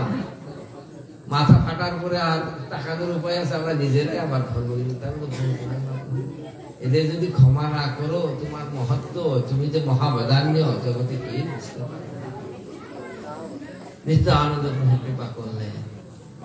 এই নিত্যানন্দ প্রভু যদি কৃপা না হয়, সংকীর্তনটাই তো নিত্যানন্দ প্রভুর বিগ্রহ। এই যে খুল করতাল, এটাই নিত্যানন্দ প্রভুর বিগ্রহ। এর মধ্যে নিত্যানন্দ প্রভু আছে। সংকীর্তনের আগে আমরা কি দেই না? চন্দন তুলসী দিই। এটা কাকে দেই? নিত্যানন্দ প্রভুকে দিই। ফুলের মধ্যে নিত্যানন্দ প্রভু, সংকীর্তনের মধ্যে নিত্যানন্দ প্রভু আছে। নিত্যানন্দ প্রভু যদি কৃপা না করেন, আমরা সংকীর্তনে প্রবেশ করতে পারি না। এই জন্য হরিনাম করার আগে পঞ্চতত্ত্বের মন্ত্র বলতে হয়।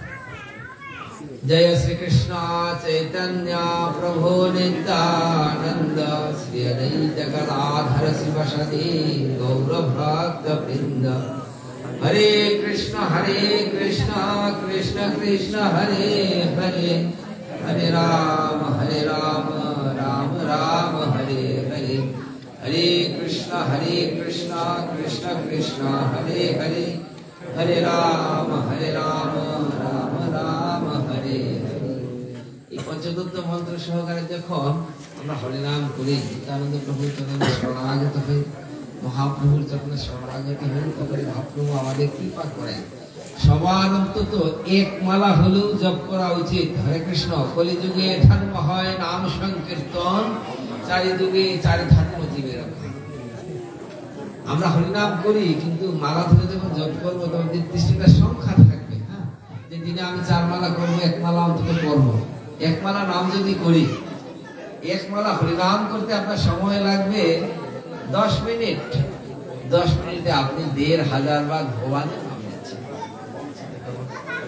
সময় আপনার 10 মিনিট, হরিনাম গ্রহণ করলে 1500 বার। আমরা এমনিতে করি, ঠিক আছে, কিন্তু আসলে করতে পারি না। মহাপ্রভু শিক্ষা দিয়েছিলেন, হাতে করো, গৃহ করো, মুখে বলো হরি। এটা খুব কঠিন, বাস্তবে করা যায়। আপনি কাজ করতে করতে হরিনাম করবেন, 3 বার হরিনাম নেওয়ার পর 4 বারের সময় তো মনেই থাকবে না। মালা ধরে যখন করবেন, আপনার মন না থাকলেও মুখ দিয়ে মালা আপনাকে ছাড়ছে না, যার কারণে জপ করতে হচ্ছে। 1 মালা করেন, 2 মালা করেন, একাদশীর দিন একটু বাড়ান। আর হরিদাস ঠাকুর, নামাচার্য হরিদাস ঠাকুর দিনে 3 লক্ষ হরিনাম জপ করতেন। 3 লক্ষ। 1 লক্ষ হরিনাম জপ করতে 8 ঘন্টা সময় লাগবে। 3 লক্ষ হরিনাম জপ করতে 24 ঘন্টা সময় লাগবে। 24 ঘন্টায় যদি হরিনাম জপ করেন, আর তার সময় আছে। হরিদাস ঠাকুরের শ্বাসের সাথে, শ্বাস প্রশ্বাসের সাথে হরিনাম একেবারে জপা একেবারে মিশেছিল। এটা হচ্ছে কৃপা। হরিদাস ঠাকুরকে এই জন্য নামাচার্য বলা হচ্ছে। এই দুর্লভ মনুষ্য জন্ম, এই জীবনটা এমন দুর্লভ, এই যদি আমরা চিন্তা করতে পারি, তাহলে আমাদের কোনো কুপ্রবৃত্তি থাকবে না। আপনি কারো সমালোচনা করছেন, আমরা বলি না ওই লোকটা খারাপ, লোকটা তো খারাপ, আমি কি ভালো?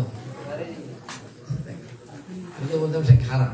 আমরা বলি না, একে বলি এইটা খারাপ, এই যে আঙ্গুলের ইঙ্গিতটা চিন্তা করুন, আমি তাকে যখন ইঙ্গিত করি একটা আঙ্গুল দিয়ে আমার তিনটা আঙ্গুল অলরেডি দেখা হয়ে গেল, মানে আঙ্গুলটা বলছে বাবা তুই ওই যে ওই লোকেদের দোষ ধরলি ওই রকম 3 দোষ তোর কাছে আছে। এটা ভগবানের নির্দেশ। আপনি কাউকে যখন তর্জনী, এটাকে তর্জনী বলা হয়, তর্জনী দিয়ে যখন ইশারা করেন সাথে সাথে 3টি আঙ্গুল আপনাকে অলরেডি ব্যাকআপ হয়ে গেল। নাহলে তো আপনি আঙ্গুল নির্দেশ করতে পারছেন এইভাবে, কি নির্দেশ পান এইভাবে। এটা হলে কি নিজেই চিন্তা করতে আমাদের দোষ ধরি, পরের দোষ খোঁজার সময় আছে, জীবনটা খুবই সংক্ষিপ্ত, যে কোনো সময় আমাদের চলে যাওয়া লাগবে। বলছে নলিনী জলাগত জলমতি চপলম তদ্ভাব জীবনমতি সতি। আমাদের জীবনটা এত সংক্ষিপ্ত, যে কোনো সময় আমাদের মৃত্যু হবে, যে কোনো সময় আমাদের কোনো প্রস্তুতি লাগবে না। পরীক্ষিত মহারাজের প্রস্তুতি ছিল 7 দিন, আমাদের 7 সেকেন্ড সময় আছে কিনা আমরা বুঝতে পারি। তাহলে কি করবো? একটু জোগাড় করতে হবে, নিয়ে যাওয়ার জন্য কিছু জিনিস, ব্যবহার জন্য কিছু জিনিস জোগাড় করতে হবে। সেটা কি? ওইটাই হচ্ছে হরিনাম। তো হরিনাম আপনি যত করবেন ওইটাই আপনার সঞ্চয় হচ্ছে। মানুষের দোষ ধরে কোনো লাভ হবে না। জীবনটা নিত্যানন্দ প্রভু তাকেই কৃপা করতেন যে পরের দোষ ধরত না। আর হরিনাম এমন বস্তু, নাম করলে পাপ ধুয়ে যাবে ঠিক আছে, কিন্তু কেউ যদি মনে করে আমি তো হরিনাম করছি সুতরাং আমার শরীরে পাপ থাকবে না, এইদিকে নাম করছি আবার ওইদিকে পাপও করছি, এটা হচ্ছে নাম অপরাধ হয়। নাম বলে পাপ কর্ম। বলছি আমি তো হরিনাম করছি সুতরাং আমার পাপ ধুয়ে যাচ্ছে আর আমি পাপ করি না। ভগবানের কাছে সংকল্প করতে হবে আমি এই দোষ আর করবো না। অনেক উপবৃত্তি আমাদের মধ্যে আছে, আমরা একটা একটা করে ত্যাগ করবো। এই খারাপ কাজ আমি আর করবো না, ওইটা ত্যাগ করার পর এটি আর করা যাবে না। তখন ভগবান কৃপা করবে। না হলে কোনটাই নাটক করে আমরা নিজেই নিজেকে ঠকাচ্ছি। আজকে দেখুন দেবরাজ ইন্দ্র কত বড় রাজা, সমস্ত পৃথিবী নায়ক, কলুকের অধিপতি, তার মনের মধ্যে কত অহংকার, কিন্তু ভগবান কি করলেন? কৃপা করে তার সমস্ত দর্প চূর্ণ করে দিলেন। সে দেবরাজ ইন্দ্র ভগবানের চরণে পতিত হয়েছে, ক্ষমা চাইছে। আর আমরা তো অতি সাধারণ, কি করবো? আমাদের সময় আছে। দিনের অধিক কৃপা করে ভগবান কোলেন পণ্ডিত ধনী রতি অভিমান। যার মনের মধ্যে বিনয় আছে ভগবান তাকেই কৃপা করে, যে অহংকার করে ভগবান তাকে কৃপা করতে পারে না। অহংকার থাকলে, দুর্যোধনের মনের মধ্যে কত অহংকার ছিল। শাস্ত্র বলছে গৌরব করে কৌরব করে। শুনুন না, লিখিতেছিল বাল্য শিক্ষার মধ্যে ছিল এটা, গৌরব করে কৌরব করে। কৌরব বংশ কয়জন? 100 জন, আর পঞ্চপাণ্ডব মাত্র 5 জন। 5 20 100, 20 গুণ। কিন্তু 5 জনের কাছে 100 জনের পরাজয় হয়। কারণ কি? কারণ হচ্ছে অহংকার। অহংকারই আমাদের মৃত্যুর কারণ। নিজেকে বড় মনে করার কোনো সুযোগ নেই। পৃথিবীটা হচ্ছে একেবারে সংক্ষিপ্ত একটা যাত্রা। এই সময়ের মধ্যে অনেকের সাথে আমাদের দেখা হবে, আবার চলে যেতে হবে। সংক্ষিপ্ত সময়টায় যদি আমরা ভগবানের কিছু সময় দিতে পারি, ভগবান আমাদের অবশ্যই কৃপা করবেন। সময়টা দেওয়াটাই হচ্ছে হরিনাম। আপনি কাজ করছেন, হরিনাম দিনের মধ্যে একটা নির্দিষ্ট সময় ভগবানকে দিতে হবে অবশ্যই। তারপরে এই সময়টাও ভগবানকে দিতে হবে। চিন্তা করুন, আমরা সব সময় বিপদের মধ্যে আছি। বিপদের মধ্যে থাকলে ভগবানকে অবশ্যই স্মরণ করতে হয়। বিপদের কালে ভগবানের কৃপা ব্যতীত আমাদের কি সাহায্য থাকবে না। এই জন্য হরিনাম করতে হবে। নাম করতে করতে নাম নাম কারে বহুধা নিজ সর্বশক্তি তত্রার্পিতা নিয়মিত স্মরণেন কাল। ভগবান বলছে নিয়মিত স্মরণের কোনো কাল নেই, কারণ যে কোনো সময় হরিনাম করা যাবে। এমন কৃপা করলেন সত্য যুগে কৃতে ধ্যায়তে বিষ্ণু কৃপায়াম জগতে মখাই দ্বাপরে পরিচর্যায়াম কলৌর হরিকীর্তন। সত্য যুগে ধ্যান করে যে ফল হতো, ধ্যান কত কঠিন। সবকিছু ত্যাগ করে বসে থাকতে হবে, মনটাকে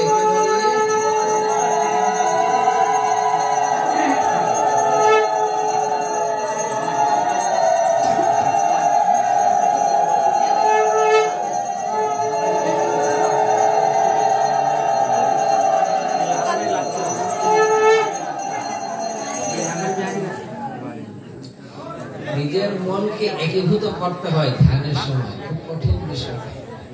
সত্যযুগের ধর্ম ছিল সেই ধ্যান করা। ত্রেতায়াং যজতে মাখাই, ত্রেতা যুগের ধর্ম ছিল যজ্ঞ করা। ত্রেতা যুগে এমন যজ্ঞ করেছিলেন মহারাজ দশরথ সরযূর তীরে অযোধ্যা ধামে। এমন যজ্ঞ হয়েছিল, যজ্ঞ করতে বসলেন মহারাজ দশরথ। ব্রাহ্মণরা কেমন সব ব্রাহ্মণ, চিন্তা করুন।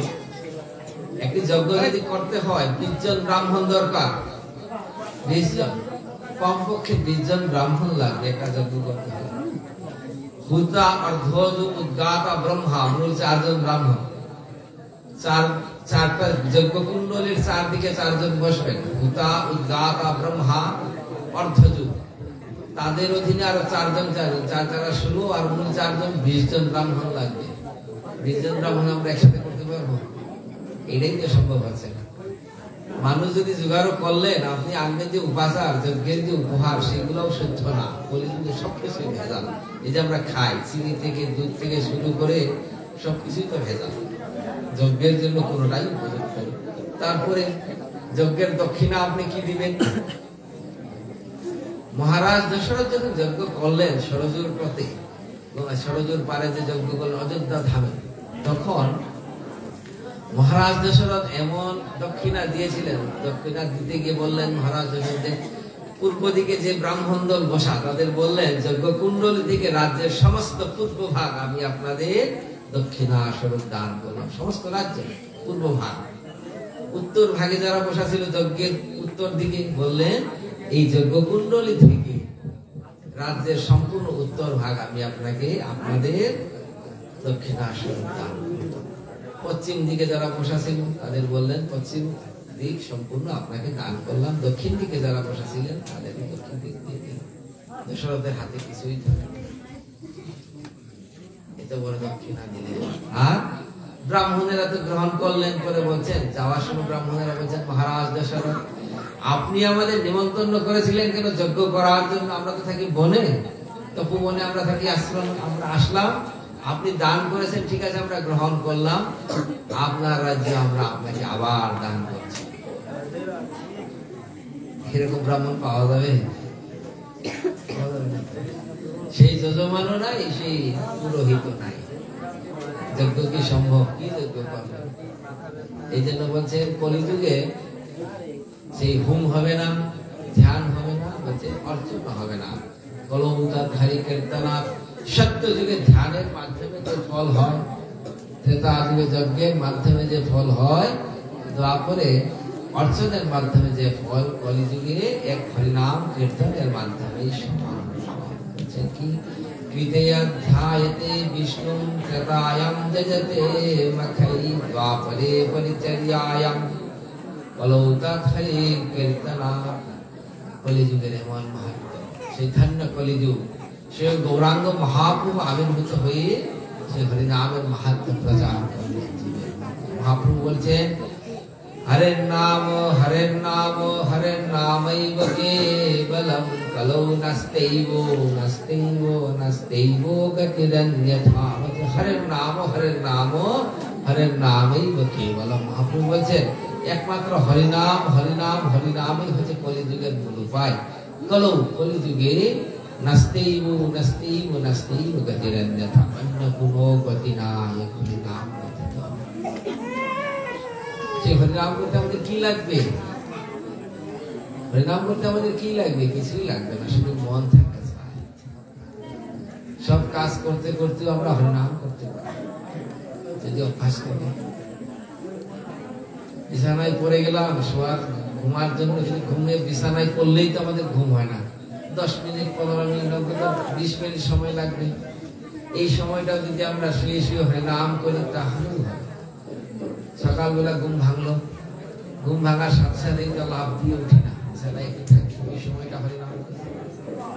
ঘুম ভাঙলো, উঠলাম, তারপরে দরজা খোলার পর প্রথমেই চোখে পড়ে সোজা কিন্তু বৃন্দাবন তুলসী মহারাজের দিকে চুপচাপ প্রণাম করলাম, সূর্য নারায়ণকে প্রণাম করলাম, তখনও মনের মধ্যে হরিনাম আছে।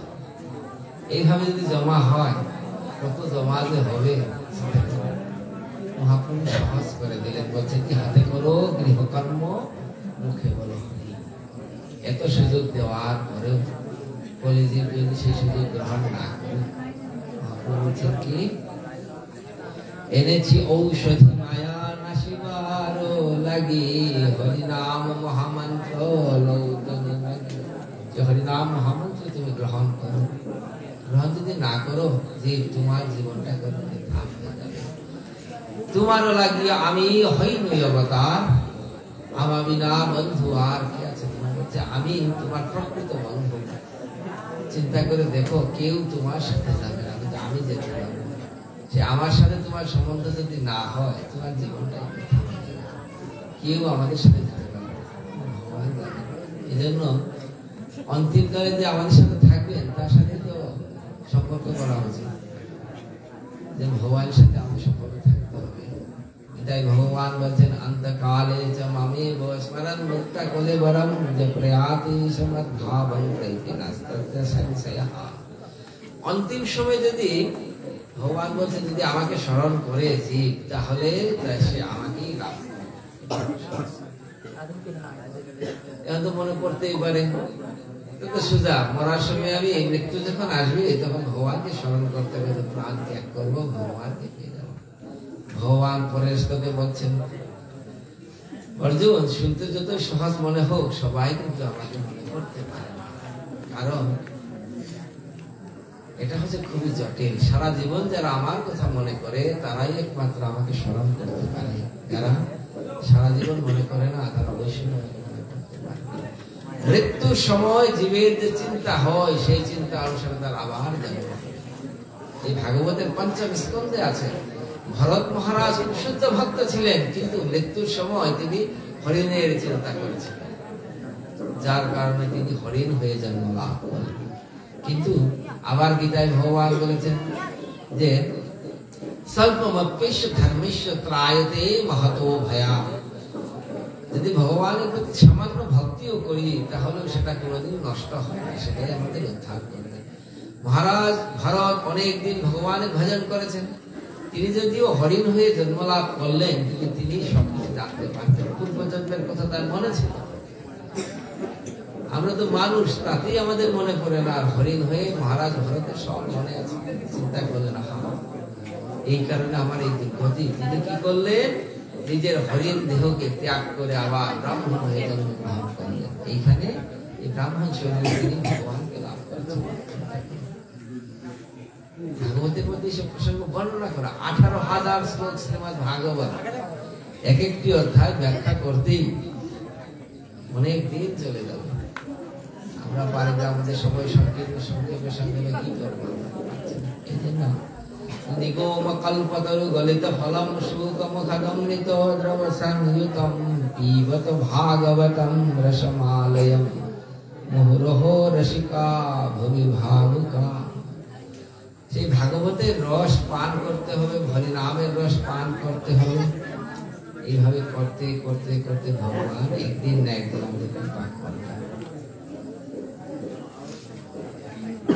একাদশী করে অভ্যাস করবেন সবাই বয়স কম বাড়িতে যারা একাদশী করে এখন তো অনেকে একাদশী করছে ঠিক না তখন কিন্তু বয়স্ক যারা তারা কিন্তু উল্টা পাল্টা কথা বলতে দেখবে বলে না এদের জিজ্ঞেস করে দেখবেন তো তোমরা করতে পারো বলে না এখন এখন কম বয়সে একাদশী করলো না আবার বয়সকালে তো নিজের শরীরের কারণে পারে না বয়সটা কোনটা বাবা ওই বয়সে তো করতে পারলো না আবার এখন বয়সকালে নিজের শরীরের কারণে করতে পারে না তখনও হয় না এখনো হয় না তার মানে কি জীবনটাই তো বৃথা গেল এই জন্য কৌমারং আচরে প্রাজ্ঞ ধর্মান ভাগবত সবকিছু চর্চা শুরু করতে হবে অল্প বয়স থেকে শরীরে যদি অভ্যাস অল্প বয়স থেকে হয় তাহলে প্রমাণ করা যাবে আর যদি না হয় তাহলে জীবনটা কাজে লাগবে পৃথিবীতে বহু মানুষের জন্ম হয় তারা আবার চলেও গিয়েছে আসার পর তাদের কি হয় বিভিন্ন পশুজনিতে জন্ম হয়েছে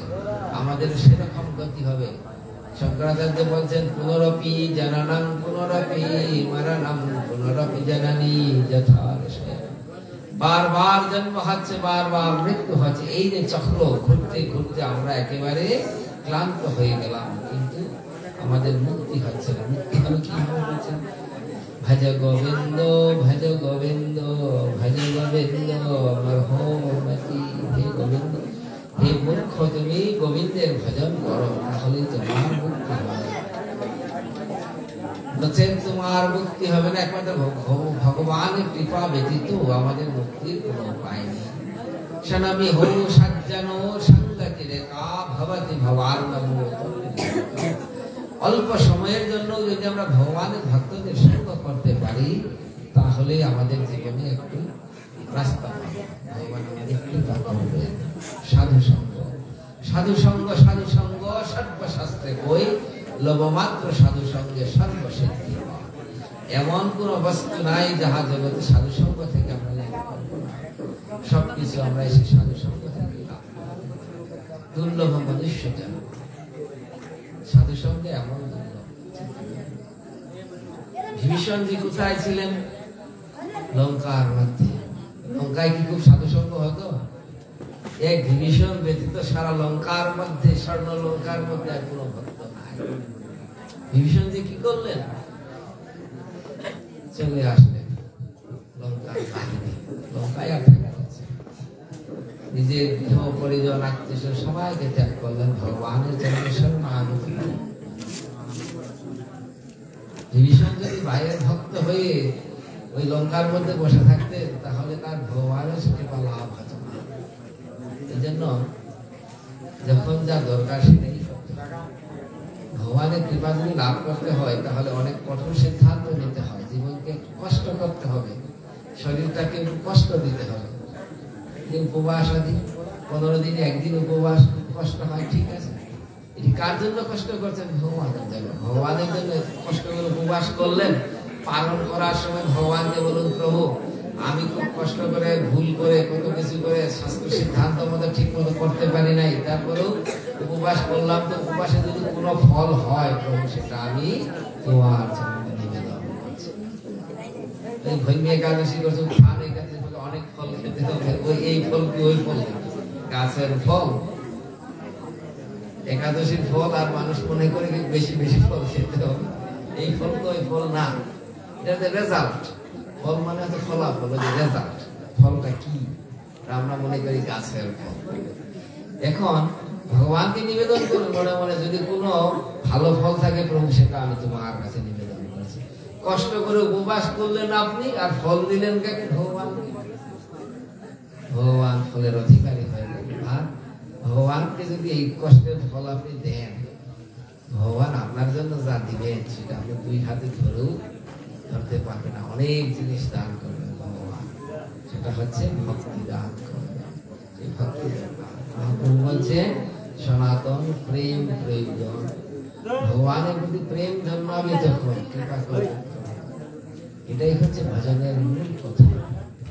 এইভাবে জীবন সার্থক হবে। চেষ্টা করতে হবে, অভ্যাস করতে করতে করতে করতে একদিন একদিন ভগবান কৃপা করবে। এই যে প্রেম বস্তু, প্রেমের কৃপা যদি না হয়, ভগবানের কৃপা যদি না হয়, জীবনটা ব্যর্থ হয়ে যাবে। চিন্তা করবে, পৃথিবীতে আমরা আসলাম, আবার চলে যাব। ভগবান জিজ্ঞেস করবেন, পৃথিবীতে গেলে বাবা কি নিয়ে আসলেন? কিছুই আনলেন। ভগবান তখন বলেন, কষ্ট করে মানুষ হয়ে যাবে, খুব কষ্ট হয়ে গেছে তোমার, ঠিক আছে, মানুষ হওয়ার দরকার নাই, অন্য কিছু হয়ে যাও। তখন কি ভালো লাগবে? মানুষ তো আমাদের অনেক দায়িত্ব থাকে। ভগবান আমাদের কৃপা করুন। আজকে কার্তিক মাসের একেবারে শেষ প্রান্তে এসে আমরা ভগবানের সামনে এই 5 দিন ব্যাপী ভাগবত মহাযজ্ঞের ফল ভগবানের চরণে নিবেদন করে বলছি, হে প্রভু আপনি কৃপা করে আমাদের, আমরা এই যে 5 দিন ব্যাপী শ্রীমদ ভাগবতের কথা, তোমার সেই মহাযজ্ঞের কথা শ্রবণ করলাম। তদীয় বস্তু গোবিন্দ তৈভমেব সমর্পয়েৎ, তেনা ত্বঙ্গ কমলে রতিমে গচ্ছ শাশ্বতী। বলছি হে প্রভু, তদীয় বস্তু গোবিন্দ, হে প্রভু তোমার বস্তু আমরা তোমার কাছে অর্পণ করছি। এই যে হরি কথা শ্রবণ করলাম, সেখানে যদি কোনো ফল থাকে সেটাও আমরা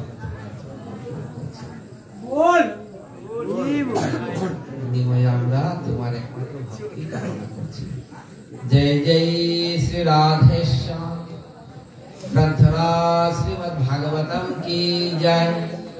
सुखदेव गोस्वामी महाराज की जय, श्री परीक्षित महाराज की जय, जय जय शंकर भगवान की जय, वृंदा देवी की जय, समागत गौर भक्त वृंदो की जय, जय जय श्री राधे श्याम, जय श्री कृष्ण चैतन्य प्रभु नित्यानंद, श्री अद्वैत गदाधर शिवसती गौर भक्त वृंद। हरे कृष्ण कृष्ण कृष्ण हरे हरे, हरे राम राम राम हरे हरे, हरे कृष्ण कृष्ण कृष्ण हरे हरे, हरे राम राम राम हरे हरे, हरे कृष्ण कृष्ण कृष्ण हरे हरे, हरे राम राम राम हरे हरे। वंशाकल्पतरुभ्यश्च कृपा सिन्धुभ्यैव च पतितानां पावनेभ्यो वैष्णवेभ्यो नमो नमः। जय जय श्री राधे श्याम।